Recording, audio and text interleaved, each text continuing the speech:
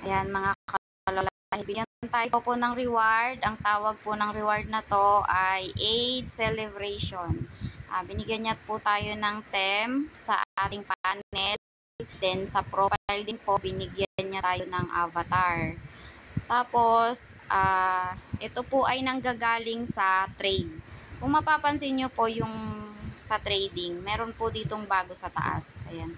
Kapag ito po ang palagi nyong ginagamit, ayan, bibigyan po kayo niyan. So, ngayon, dahil binigyan ng ate Lola Angie nyo ng reward, ako po ay magbibigay ng reward sa Smiley only. So, kung meron po kayong avatar na ganyan, at meron po kayong theme sa inyong panel, magbibigay po ako ng reward na 20k gift reward. Smiley only. Ayan, kapag naka-close po ang panel, naka-close po ang aking cam, ito po ang aking avatar. Ayan. Paano po yan nakukuha mga kalola? So, gaya ng sabi ko, kayo po ay makikipag-trade ng marami. Marami po, hanggang 1M po yan. Tapos, bibigyan po kayo ni Popo ng message. Ayan. Kagaya ng sa akin, minessage niya ako. So, pinindot ko po yung claim.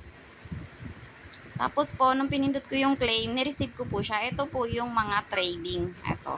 Kapag ginagamit nyo po ito, magkakaroon po kayo ng avatar sa profile. Tapos, theme sa ating panel. Kapag meron po kayo niyan, ako po ay magbibigay sa inyo ng 20k gift reward.